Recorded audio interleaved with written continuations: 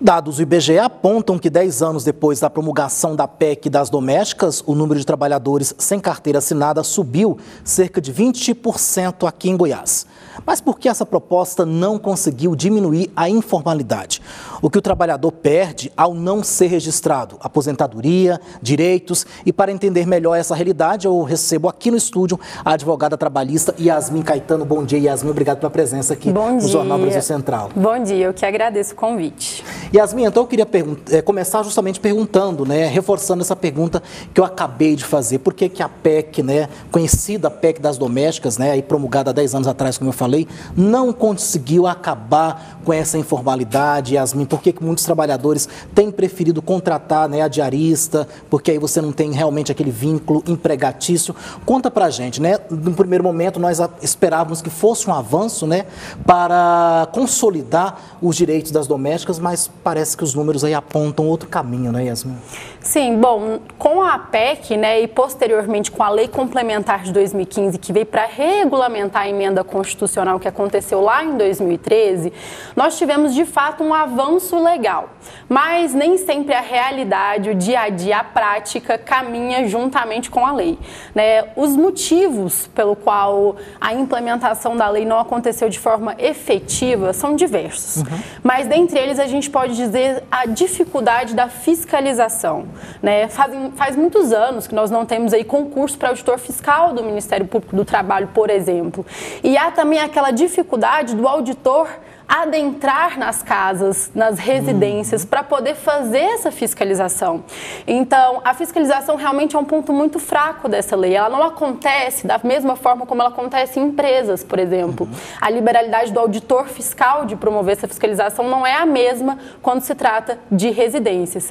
E há também aqueles casos em que, às vezes, o próprio empregado, ele pede para o empregador não registrar a carteira para que ele possa receber aquele valor completo, sem descontos, Mas a gente precisa conscientizar o empregador de que a obrigação do registro é dele, é do empregador. E a impressão de que passa, de que é mais barato você ter um funcionário não registrado, ela é ilusória.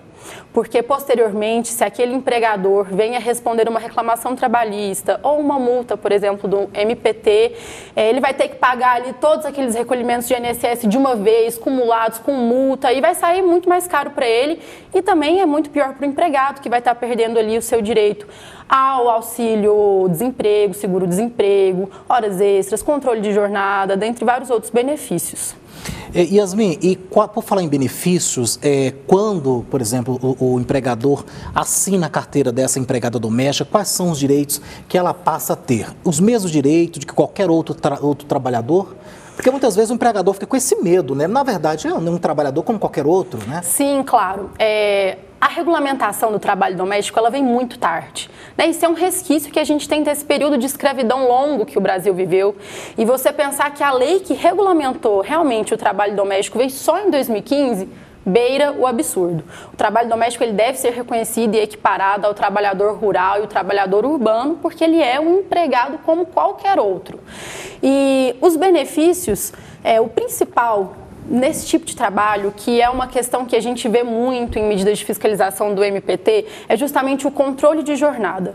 Através do controle de jornada é que aquele empregado vai poder receber adicional noturno, se for necessário, horas extras, se forem necessárias, e através do controle de jornada ele vai começar ali ter seu trabalho, a sua profissão de forma regulamentada, reconhecida, fora as questões, como eu falei anteriormente, do benefício do auxílio-desemprego e também questões como recolhimento de INSS, aposentadoria. Como eu disse, às vezes ele está ali atento, preso só aquele momento, querendo receber aquele valor completo sem descontos, mas lá no futuro, quando ele precisar aposentar, ele não vai ter direito a essa aposentadoria, ele vai acabar sofrendo as consequências dessa falta de registro.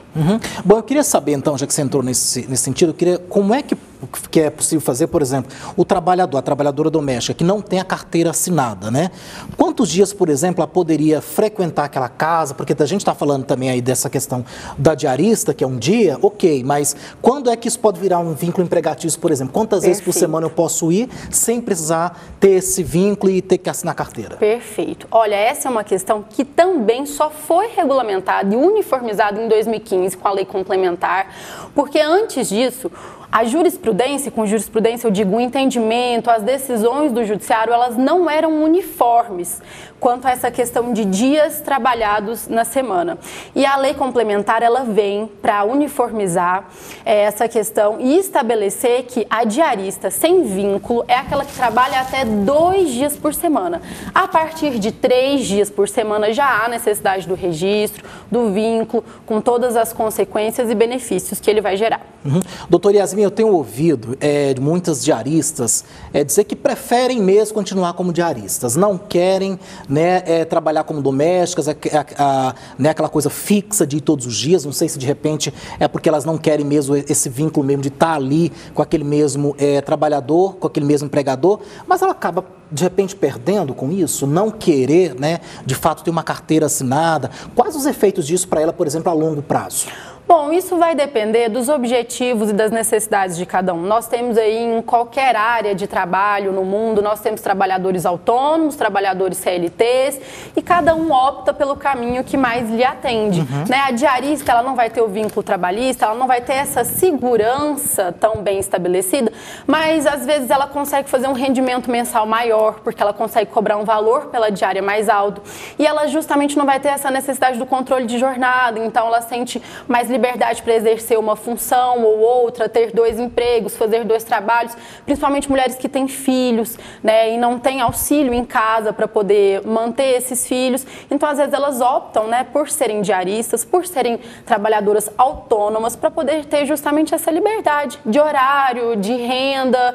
É a opção que cada um tem, Algumas pessoas se encaixam e se sentem melhor nesse espaço de segurança, de carteira registrada, num vínculo estabelecido, controle de jornada, já outras não, preferem ter essa liberdade de escolher os dias da semana, o horário, e com isso, às vezes, aumentar a renda e preservar aquilo que encaixa melhor para o estilo de vida dela.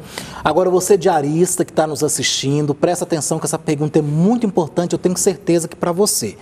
Doutora Yasmin, a diarista não tem a carteira assinada, mas ela pode contribuir para o INSS, que a gente tem que pensar, que vai vir um momento da idade, pode vir a questão da doença, esse é um ciclo natural de todos nós. Ela pode contribuir para ter esses direitos garantidos? Perfeitamente, ela pode e ela deve, não só a diarista, como qualquer outro trabalhador autônomo, pode recolher de forma particular e autônoma a sua contribuição para a Previdência, para o INSS, para que no futuro, com tempo de contribuição, com idade, ela possa gozar desse benefício que é a aposentadoria e ter aí um tempo de descanso no restante da vida.